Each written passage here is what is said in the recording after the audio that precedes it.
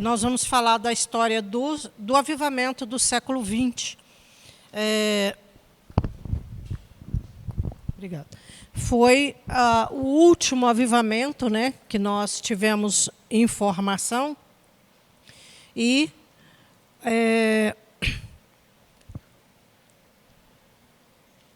na verdade, eu tenho uma das coisas que a gente tem percebido é que Deus, ele prepara as etapas com alguma antecedência, né? Então, o século XX viveu um dos maiores avivamentos dos últimos tempos da história, e esse avivamento, ele é responsável pelas nossas vidas hoje em Cristo, né? Então, Deus vai trabalhando em diversas etapas da história, Deus vai fazendo algumas modificações. De Jesus até aqui, Deus veio restaurando os dons do Espírito Santo, e quando chegou o século XX, nós recebemos de presente um grande avivamento, que restaurou, né, a obra do Espírito Santo por completo na vida de muitas pessoas.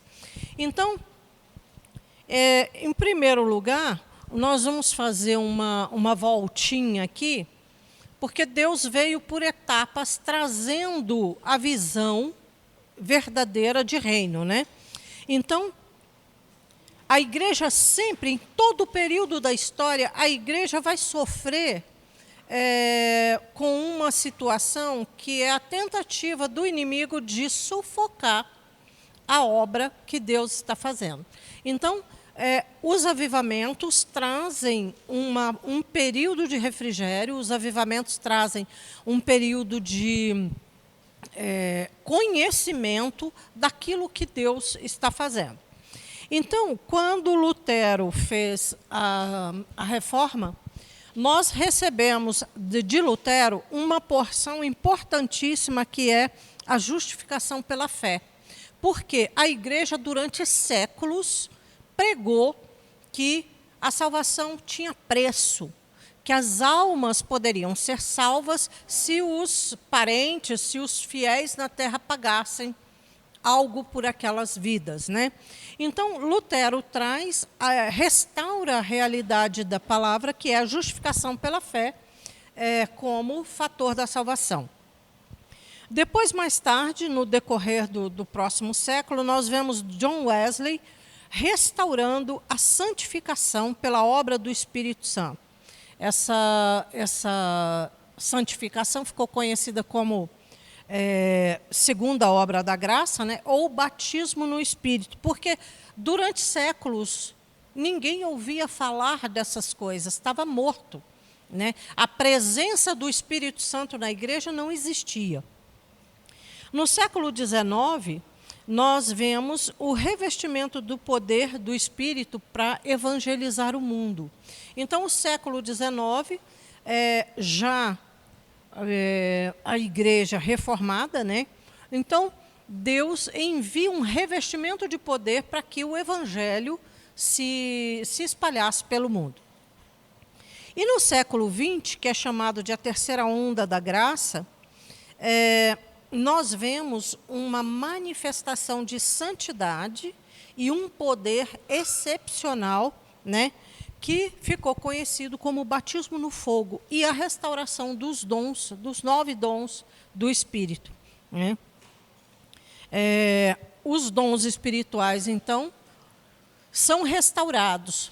Os dons de palavra, né, ou de elocução, a palavra de sabedoria, a palavra de ciência, discernimento de espíritos, as pregações, a palavra de conhecimento, a palavra profética. Então, a parte de palavra vai sendo restaurada. Depois, os dons de cura, né? Fé, dons de poder, fé, dons de cura, operação de milagres. Do final do século XIX e o século XX, até o grande avivamento do século XX, esses dons vão sendo restaurados e as pessoas vão vendo milagres excepcionais. Isso hoje, para nós, parece assim até estranho. A igreja está novamente num período em que ela vai ser avivada, mas é como se nós estivéssemos assim, numa baixa espiritual. Nós não temos visto isso com tanta frequência. Então, da metade do século XIX para o começo do século XX, Deus começa a levantar pessoas para essa finalidade. Depois, os dons de inspiração, né? Profecia, variedade de línguas e interpretação de línguas. Esses dons vão sendo restaurados e milagres vão acontecendo. O que a gente entende? O que a gente entende desse período? Na Europa, séculos XVIII, início do século XIX, os reis, os grandes, apesar da reforma, apesar da Europa estar evangelizada e, em muitos casos, avivada, o cristianismo gerou uma desordem nos governos e muitos reis, muitos impérios, principalmente França. A França sempre teve uma característica de nação católica, por interesses, né, por relacionamento com a Igreja de Roma. Então, nesse período do final do século XVIII, século XIX, a igreja foi duramente perseguida. Apesar de avivada, a igreja foi muito perseguida na Europa. E quando aconteceu o descobrimento das Américas, muitos cristãos fugiram para as Américas ou foram deportados para cá como castigo, né? Então, nós vemos, por exemplo, o Irani até citou numa pregação dele que no descobrimento do Brasil, no início da história do Brasil, o Villegagnon, que era o chefe, né, era o governador do Brasil na época, ele mandou matar 5 cristãos mandados por Calvino. Calvino manda 5 missionários para cá e Villegagnon os mata, os enforca todos. Então, o cristianismo era realmente algo muito, muito perseguido.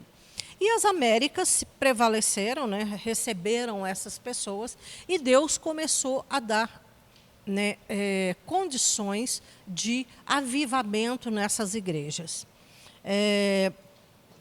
O século XX ele é conhecido como o século do Espírito Santo, porque foi um momento em que Deus derramou, né, a restauração de línguas e a restauração de milagres. Aconteceram muitos eventos milagrosos, principalmente nos Estados Unidos. Os Estados Unidos foi o berço, né, desse avivamento.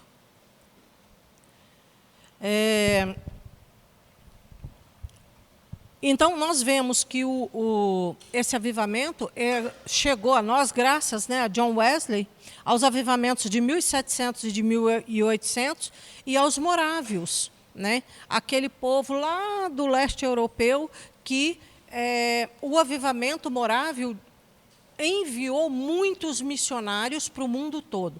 A gente está falando dessa parte ocidental do mundo, nós vamos ver a América, mas é interessante nós lembrarmos que as missões e o evangelismo foi para o leste também.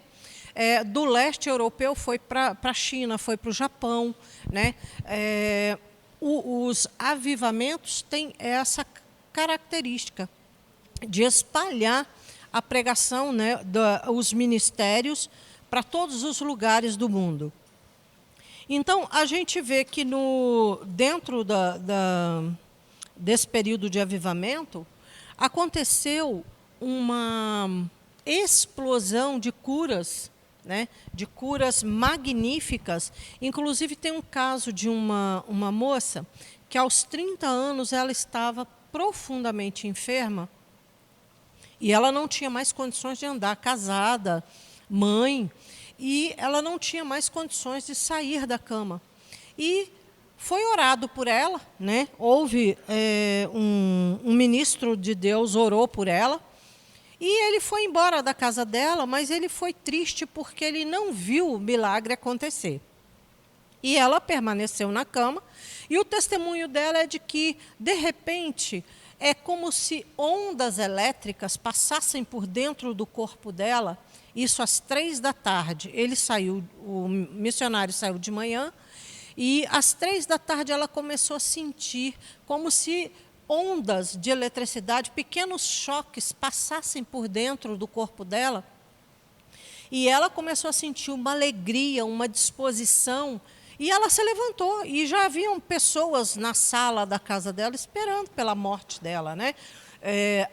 A ida do missionário na casa dela, nós podemos dizer que foi o último recurso. Era a última tentativa que se fez em relação à vida dela. E ela levantou, desceu, foi à sala e disse para as pessoas que ela estava curada. E essa mulher viveu 40 anos mais depois dessa cura.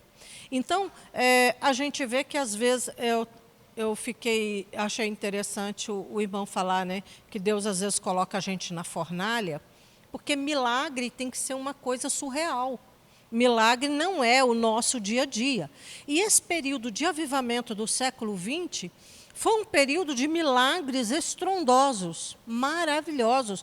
Pessoas, assim, terem curas radicais. Tem um caso de um homem nos Estados Unidos, ele trabalhava com latas. Ele era um serralheiro e esse homem tinha uma fratura na medula, então ele não andava, né?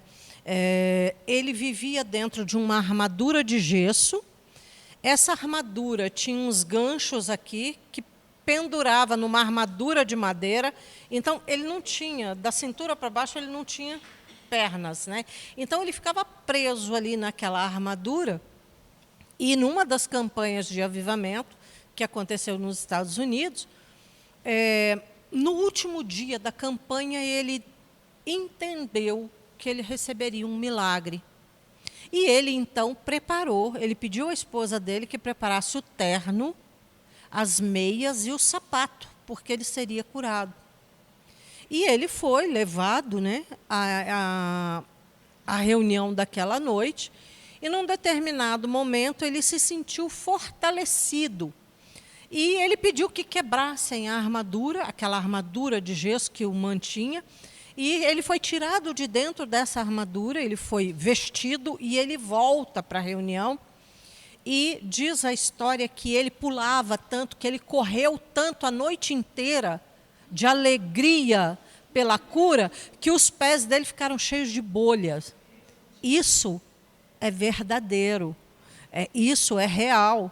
Esses milagres existem e estão à nossa disposição, né? O Espírito Santo quer fazer esse derramamento na terra.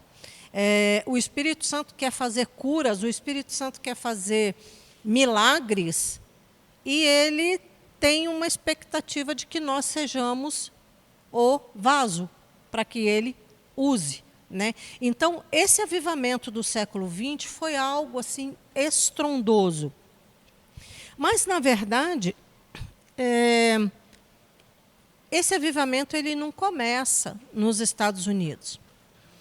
No final do século XIX, uma família no leste europeu, na região da Morávia, recebeu uma profecia.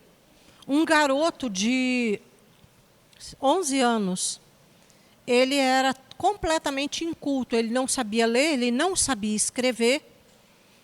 E esse menino passou 7 dias escrevendo, fazendo anotações e desenhando mapas para avisar a sua vila, né, na região da Morávia, que eles deveriam sair de lá, porque a vila seria invadida.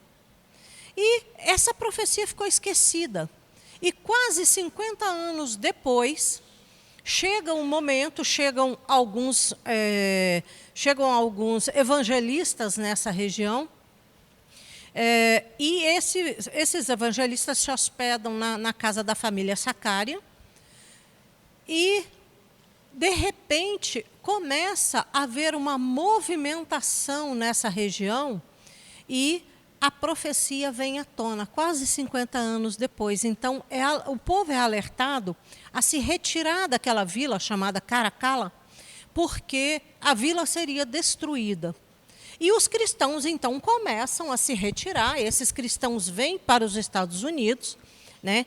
E em 1912, a partir de 1912, começa a Primeira Guerra Mundial. A Rússia invade a vila, destrói todas as pessoas que ficaram lá. E essa família já estava nos Estados Unidos, porque eles creram na profecia. Então, o dom profético também é reavivado. Deus começa o avivamento, né, através dessa profecia.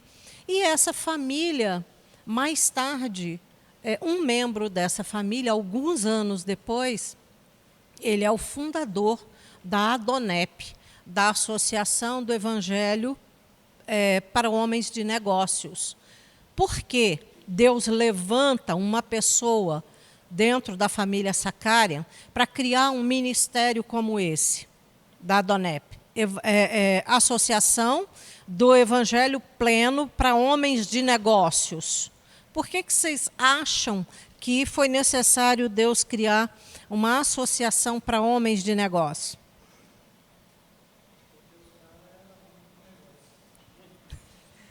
Porque igreja era negócio de pobre. Entendeu? Igreja era negócio de pobre. Quando o Demos Sacarian Júnior funda essa associação, ele começa a atrair uma parte da população que não queria saber de Deus. Por quê? O dinheiro era o mais importante. Então, a ADONEP, ela vai resgatar do mundanismo, inclusive, uma série de pessoas que vão vir para a igreja, não só salvos, mas também trazendo recursos e visão de negócios, né? Uma visão mais ampla do que Deus pretendia fazer com a igreja. Dentro do ministério de cura, se ressalta, né, A.J. Gordon, A.B. Simpson, Andrew Murray, vocês perdoem aí o inglês, porque eu não... Irani me corrige, por favor. John Alexander Dowie, John Lake, eles são os primeiros líderes pentecostais. Esses homens começam a fazer as primeiras grandes reuniões de cura, os primeiros avivamentos na área de cura, né? E libertação também. O dom de línguas, ele surge também, né? Deus vai vivificando os dons no final do século XIX, e Edward Irving, ele era um pastor, ele incentivava a igreja a buscar o dom de línguas. Ele incentivava as pessoas a falarem, a buscarem o dom. Em 1874, R.B. Swan era pastor, né? E ele também trabalhava essa questão, esse ministério, né, dentro da igreja dele, que o dom de línguas precisava ser reavivado. Eu trouxe a história de Marie Woodworth, porque às vezes a gente pensa que os ministérios eram só masculinos. Não.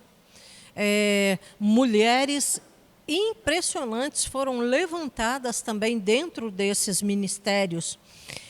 Ela foi uma das maiores evangelistas do final do século XVIII, né? Do século XIX. Ela era considerada a avó do pentecostalismo. A igreja que ela dirigia era uma igreja extremamente avivada. ela veio de uma origem muito humilde, ela era filha de agricultores, ela era casada com um agricultor também, né? E ela tinha muito pouca educação formal, ela não teve muita oportunidade de estudar. Mas ela traz, naquele momento nos Estados Unidos, um avivamento. As reuniões dela, os cultos na igreja dela, eram acompanhados de muitos milagres. E nesse momento, né, também é restaurado o dom de línguas através da vida dela. Então, curas físicas, né, êxtase, expulsão de demônios, o falar em língua, que é a glossolalia, são parte do ministério da Marie. Ela foi educada por uma mãe cristã e com tendências, né, wesleyanas. A mãe dela vinha de uma igreja da geração de John Wesley, né? Então, o que a gente está vendo é que os dons, eles não são novidades. Eles não são uma novidade. Não é estranho que o cristão opere dentro dos dons do Espírito Santo. Eles precisam ser restaurados nesse momento na igreja, porque nós estamos à beira de um grande avivamento, mais um avivamento, né? É interessante que um pastor, ele estava numa conferência e uma das suas alunas diz assim, ela recebe uma direção do Espírito Santo e diz: pastor, nós estamos às portas de um avivamento. E isso desesperou o pastor e ele começa a pedir ao Senhor: Senhor, se nós estamos às portas, abre a porta, né? E quando a gente fala, nós vamos comentar muito a respeito de universidades. O protestantismo e o catolicismo foram os primeiros fundadores de grandes universidades no mundo. Quando a gente vê pastores, quando a gente fala, né, de pastores saindo de seminários e etc., esses homens faziam seminários de teologia, faculdade de teologia. Eles estudavam profundamente a palavra. Então, os dons, eles não vêm ao acaso e sem entendimento. Deus prepara grupos de pessoas, universidades, cursos, para que o conhecimento ative a nossa busca. Tá? Os dons do Espírito Santo não são só pregação, não. Deus quer que a igreja opere em todos os dons, né? Nas línguas, na cura, na libertação. Então, a gente vê pessoas como a Marie, uma mulher praticamente sem cultura, operando milagres e maravilhas na igreja dela, porque o que chama a atenção das pessoas são os milagres. Tem muita gente por aí prometendo milagres, né, inclusive financeiro. Esse é o que mais atrai, né? Então, né? A Bíblia diz que o nosso coração é tendencioso aos nossos desejos, né? Então, o desejo de dinheiro sempre foi uma mola propulsora no mundo. Então, quando se fala de prosperidade, quando se promete prosperidade, todo mundo está interessado, né? Todo mundo tem um interesse ávido pela prosperidade. Então, esquece que os outros dons, Deus derramou sobre a humanidade os outros dons para que houvesse milagres, cura, libertação, para que houvesse salvação sobre a terra, né? Então, nós vimos um pouquinho na aula passada a respeito do movimento pentecostal americano. Nós vimos que o Charles Farman, ele cria um seminário para instrução da palavra, né? E ele começa a ter alunos, e isso em Topeka, Kansas. E em 1905 ele vai para Houston, no Texas, e é quando ele funda lá um seminário igual. E ele tem como aluno o William Seymour, né, que nós já falamos sobre ele, num ambiente extremamente racista nos Estados Unidos, numa época em que ainda se mantinham escravos, né? Seymour negro, cego de um olho. E isso me encanta, porque Deus pega os mais despreparados, os mais improváveis e levanta com poder, né? Deus pega gente assim como William Seymour, como eu, né? O meu testemunho não é uma coisa boa, não é uma coisa bonita, não posso falar em público, mas eu fico pensando o que Deus enxerga numa criatura que nem nós, né? Salva, liberta, cura, né? Meu testemunho na igreja é que eu vim para Jesus 7 anos fumando. Irani sempre me cutucava e dizia: e aí, já largou a chupetinha do capeta? E eu dizia: não, não larguei ainda. Então, um dia, num avivamento,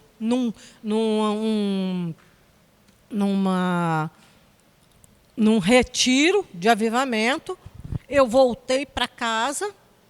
E meu marido tinha viajado com os meus filhos, porque meu sogro estava passando mal no Rio, e ele levou as crianças para ver o sogro, né, para ver o vô, e eu fiquei em casa. E eu sabia que ia ter o evento, né, ia ter o encontro, mas antes do meu marido viajar, eu falei: abastece de cigarro, porque eu não vou sair para comprar cigarro, não. Eu vou ficar sozinha aqui, eu não sei quando você volta, abastece de cigarro. E eu lembro que ele comprou 6 pacotes, né? Ficava tudo lá no meu guarda-roupa, bonitinho assim, no maleiro. E eu tinha uma escola aqui, e um dia eu estou saindo da escola, ia ter o evento, ia ter o encontro, né? Por isso eu digo, não percam, ia ter o encontro, e eu estou fechando a escola. Quando eu vou saindo no portão, dou de cara com a Lloyd. Ela falou: e aí, Gutinha, vai para o encontro? Falei: nem amarrada, não vou mesmo. Estou sozinha, vou dormir os 3 dias. Ela falou: Guta, faz isso não. Eu falei: vou não. Eu fui para casa e eu tive um sonho. Eu tive um sonho que eu estava num loteamento novo, assim, e eles estavam construindo umas casinhas, tipo BNH, aquelas casinhas pequenininhas, branquinhas, assim, e eu estou parada, assim, no meio da rua, olhando para um lado, olhando para o outro, aquela terra vermelha. De repente, saem 6 tratores e começam a limpar aquela rua e bater aquele barro vermelho. Quando eu olhei a rua, parecia assim que estava encerada, a rua brilhava. E eu estou ali na frente daquela casinha, bem assim, olhando aquele movimento. De repente, eu escutei uma voz atrás de mim, dizendo assim: é isso que eu farei no teu coração. Eu dei um pulo na cama, já era de manhã. Falei: eu preciso ir para o encontro. Arrumei a mala. Aí falei para o Espírito Santo, tive uma conversa, um momento, né, especial de oração. Disse: eu estou indo, mas vou levar cigarro. E se o senhor não me segurar, eu vou dar um escândalo, porque eu vou fumar na frente de todo mundo. E levei um maço de cigarro escondido debaixo da roupa. E aí fumei meu cigarrinho antes de ir, fui mais calma, né, tranquila. Cheguei lá, primeiro dia, só chorar. Não lembrei do cigarro, porque eu tinha meus escapes, né? E a Lloyd era minha parceira, a Lloyd me dava cobertura. Se eu dissesse para ela: eu vou sair para fumar, com certeza ela daria um jeito de explicar para todo mundo aonde eu tinha ido, né? E aí cheguei, primeiro dia, a gente jantou, fomos para a reunião. Eu me sequei de tanto chorar. Segundo dia de manhã, tomamos café, não senti falta do cigarro. Passou o dia, chegou a noite, reunião, porque as reuniões são intensas, né? Outro dia nós íamos sair. Eu não lembrava do cigarro. Eu não conseguia lembrar que eu fumava. Aí, acabou o encontro, né? Ia ter o culto à noite. Peguei o carro, fui para casa, peguei minha mala, fui para casa. Cheguei em casa, quando eu abri a porta, eu senti cheiro de fumaça de cigarro. Aí eu falei, epa, tem um negócio estranho por aqui. Aí fui no meu quarto, a criatura estava lá. Vai fumar, não?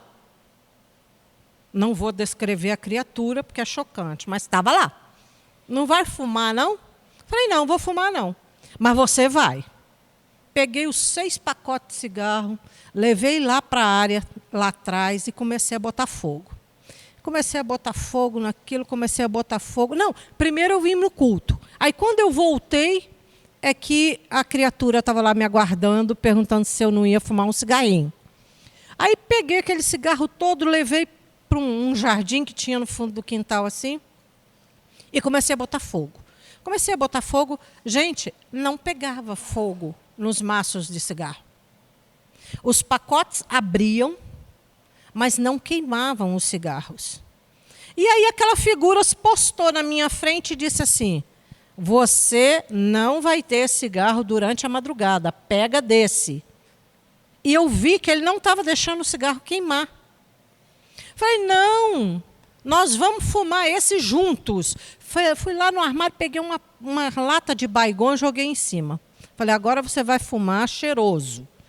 Taquei fogo, foi aquela explosão. O fogo veio em cima de mim. Falei, não tem problema não, não vai me queimar também não. E aí, queimei aquilo tudo. Quando eu entrei em casa, eu estava com fedor de Baygon, de cigarro, de tudo. Falei, agora eu vou tomar um banho e vou dormir.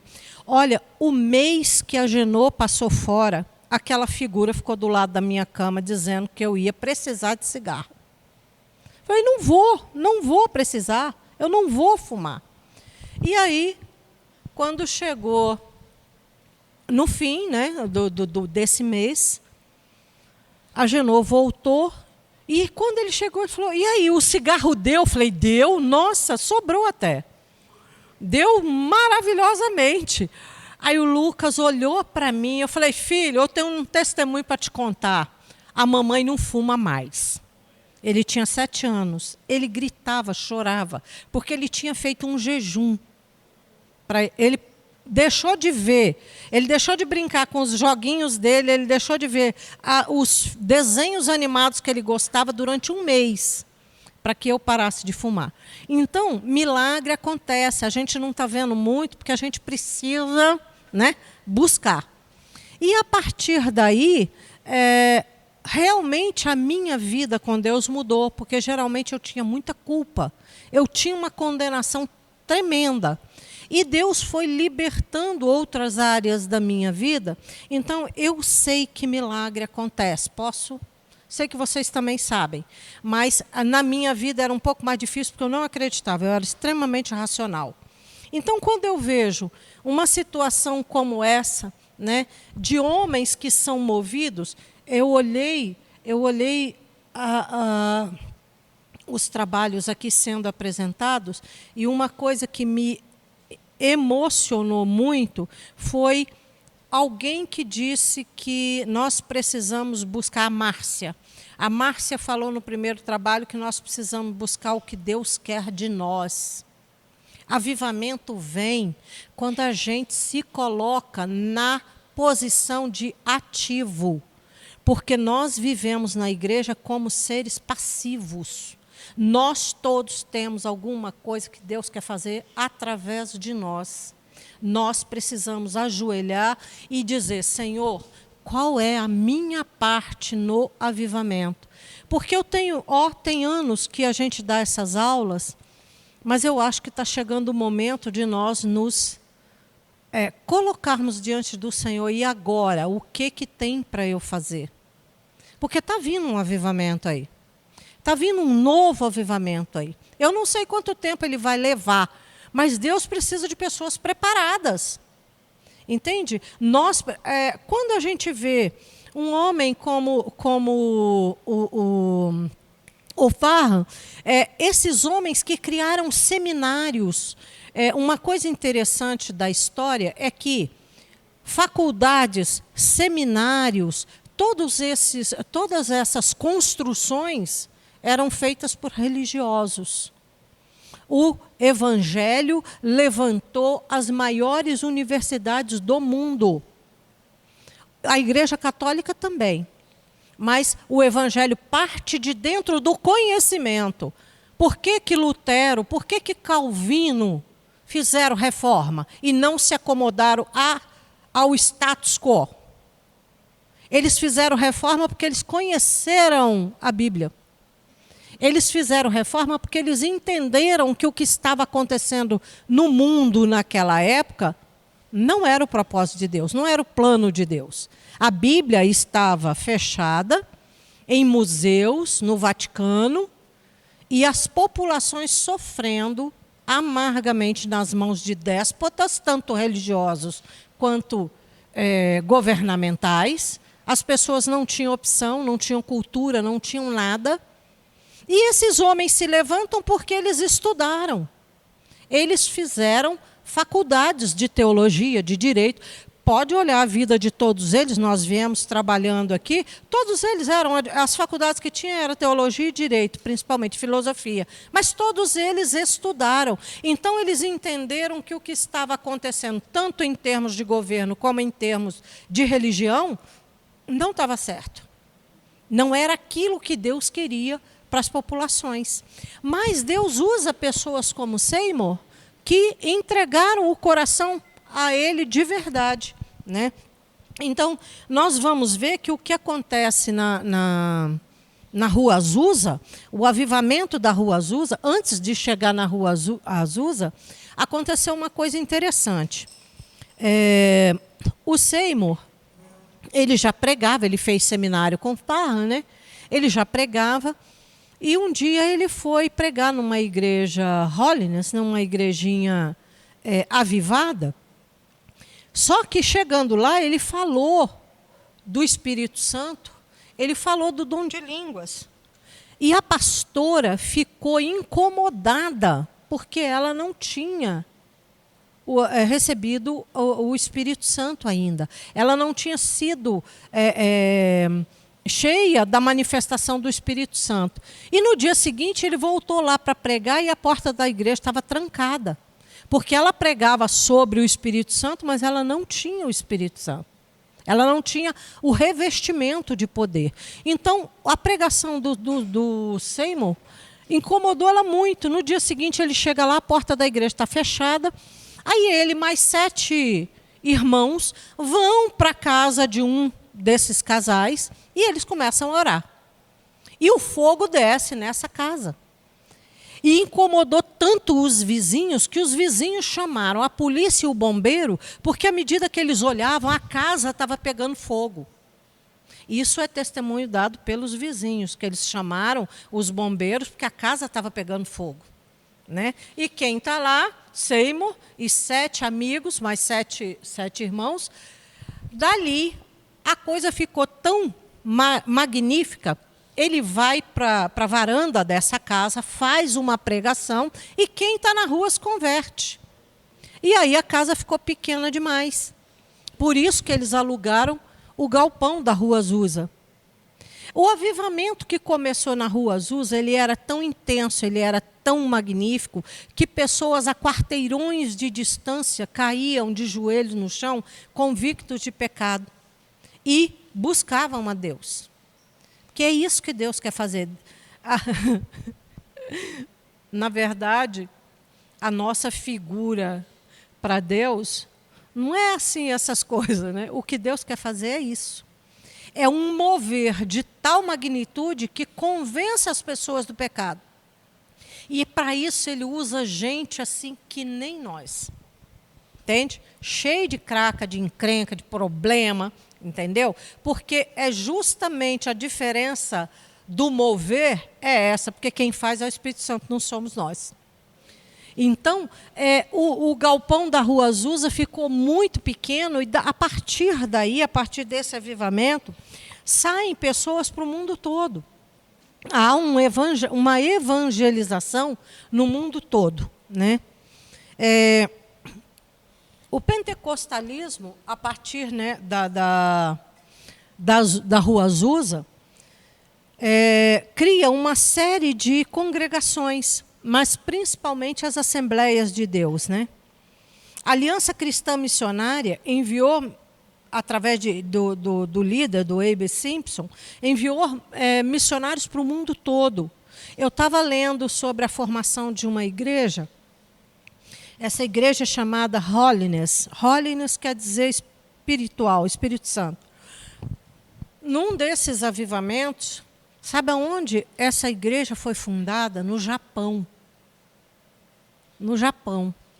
Né? Então, eu estava lendo a história do avivamento dessa igreja.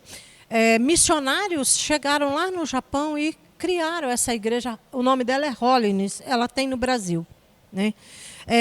Daniel Berg e Gunnar Wigren vêm para o Brasil. Eles recebem uma profecia exclusiva dizendo que eles teriam que vir para o Pará. O Senhor deu o nome da região, eles teriam que vir para o Pará. Eles não tinham a menor ideia de onde era Pará. E eles vêm e chegam no Pará. E eu quero incentivar vocês. A internet está cheia desses vídeos. Se vocês virem o vídeo da história do Daniel e do Gunnar, é engraçadíssimo. Porque eles chegam no Pará e eles ficam perdidos. Eles ficam assim, sem igreja. Né? Mas isso eu vou deixar isso como dever de casa. Vocês vão ver o vídeo deles. Muito interessante.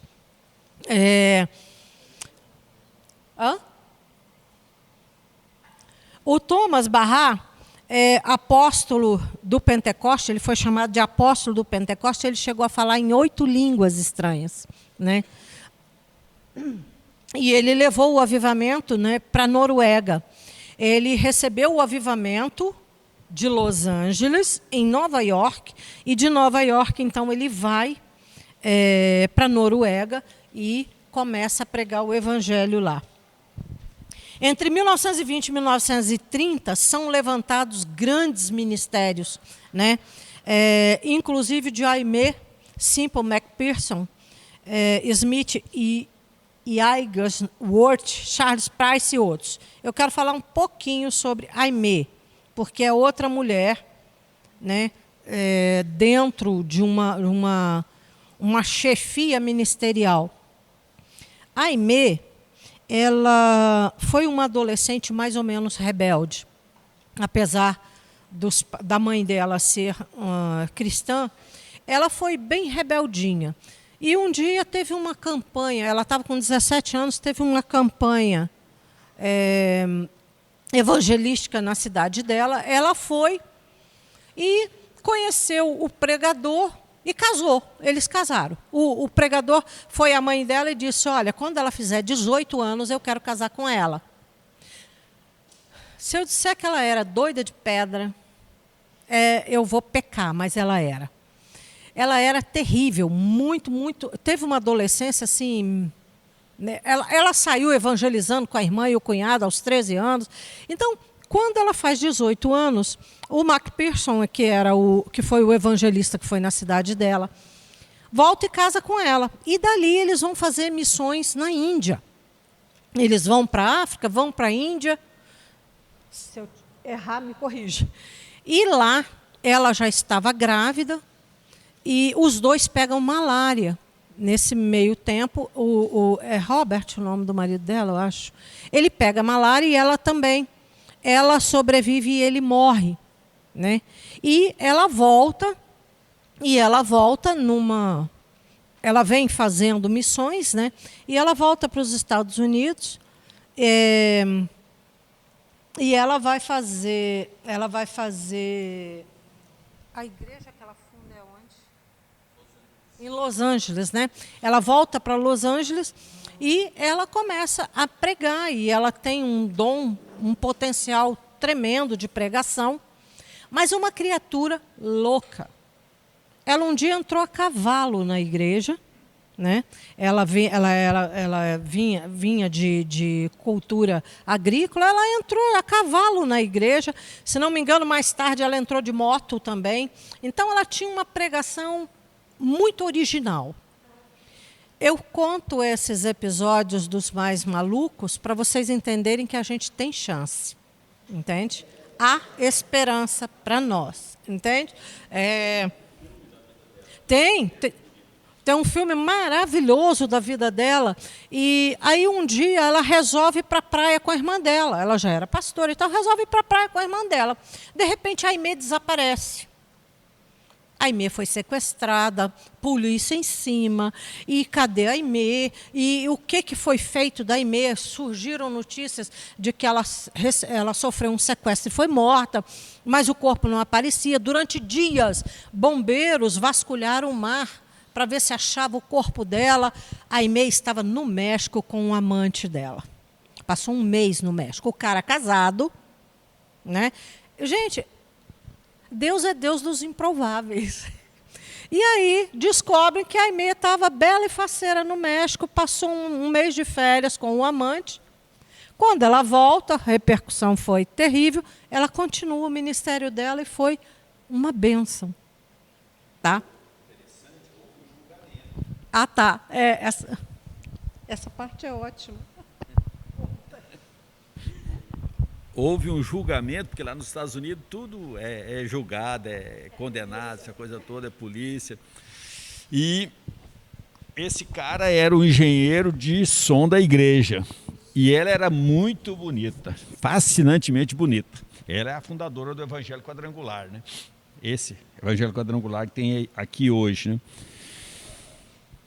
E eles alugaram uma cabana no México para ficar aquele período. E na hora do julgamento, a mãe intercedendo lá fora, né, do salão de... Exatamente. Aí é convocado o dono da cabana para reconhecer se aquela mulher era a que estava na cabana dele. E o filme dá uma ênfase tremendo nisso. Na hora H, o homem reconhece que era ela, mas ele olha assim, não, eu nunca vi essa mulher, não sei quem que é. O nome disso é salvação e milagre pelo Espírito Santo.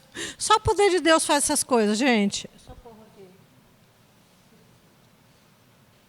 E aí, diante desse testemunho da Aimee, a gente entende o quê? A gente entende que Deus nos usa no dom, não é na nossa fraqueza.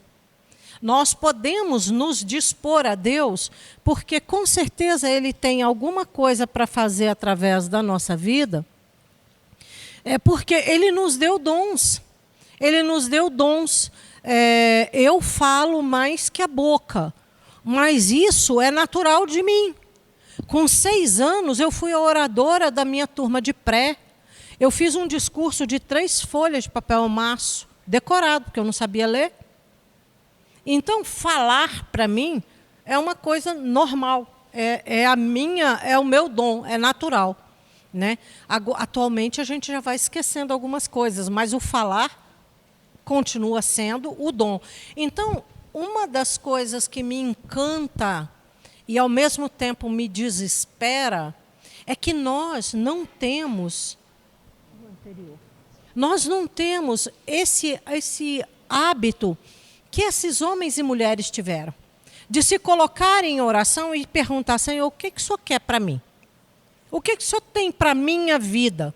Porque nós vivemos a vida achando que nós temos uma formação pedagógica, nós vamos ser engenheiros, vamos ser advogados, vamos ser professores, e Deus não criou a gente para isso. Nós temos que ter profissão para nos alimentar, mas nós temos que buscar de Deus qual é o nosso dom, que quase sempre está relacionado à nossa profissão, né? Nós precisamos de uma busca intensa. Nós precisamos de uma busca intensa do que Deus tem para nós. Nós vemos profetas como Daniel, profetas como Ezequiel. Eu gostei muito de chegar aqui bem na hora que os trabalhos estavam sendo apresentados, porque, gente, ser profeta no tempo de Daniel, de Ezequiel, de Isaías, era pena de morte. O profeta falava verdades incontestáveis ao rei, e o rei podia mandar matá-lo, não tinha problema, né? Então, o rei tinha todo o privilégio, né? Então, ele podia mandar matar as pessoas, que isso não ia ter problema nenhum, principalmente quando os profetas falavam a verdade. Elias não teve que fugir porque falou a verdade para Jezabel. Então, Deus não nos criou só para sermos os profissionais da nossa área ou para casarmos, termos família. Isso tudo é decorrência. Mas o propósito de Deus nas nossas vidas é o fator pelo qual nós estamos vivos. Nós precisamos cumprir o nosso propósito, porque senão a vida fica sem significado, né? Então, nós vemos que dentro das denominações havia também, né, divergências. E aí as Assembleias de Deus começam a ser questionadas, porque o batismo era no nome de Jesus, não era no nome da Trindade.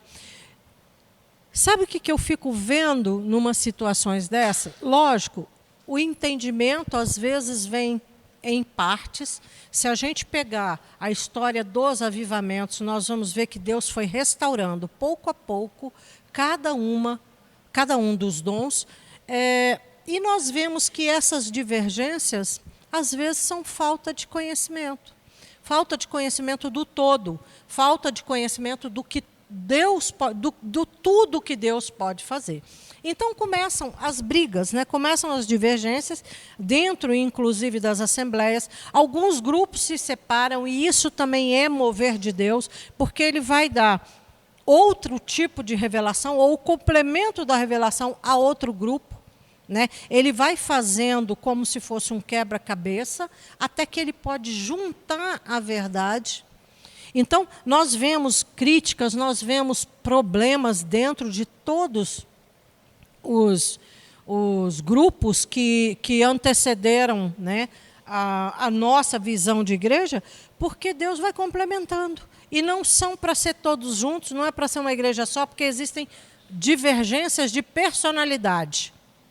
Existem pessoas que se dão muito bem numa determinada igreja, outras não conseguem ficar, né? Então, assim, nós precisamos entender que todos os grupos são de Deus. Isso é que é a unidade da igreja. Todos os grupos são de Deus. Se um dia Deus resolver juntar todos num só, é com Ele. Mas nós precisamos entender que todos os grupos levantados são por permissão de Deus. Obviamente, tem heresias? Tem. Mas o Espírito Santo nos livra delas, né? O movimento de cura vai de 1947 a 58, né? Ele surge após a Segunda Guerra Mundial. E existe um evangelista que ele fala que todas as vezes que acontece algo em Israel, Deus move a igreja. E realmente, a partir da criação do Estado de Israel em 48, muita coisa a igreja foi acompanhando os avivamentos que Deus traz para Israel. Nesse período, o pentecostalismo estava em baixa, né? Ele havia sofrido várias divisões.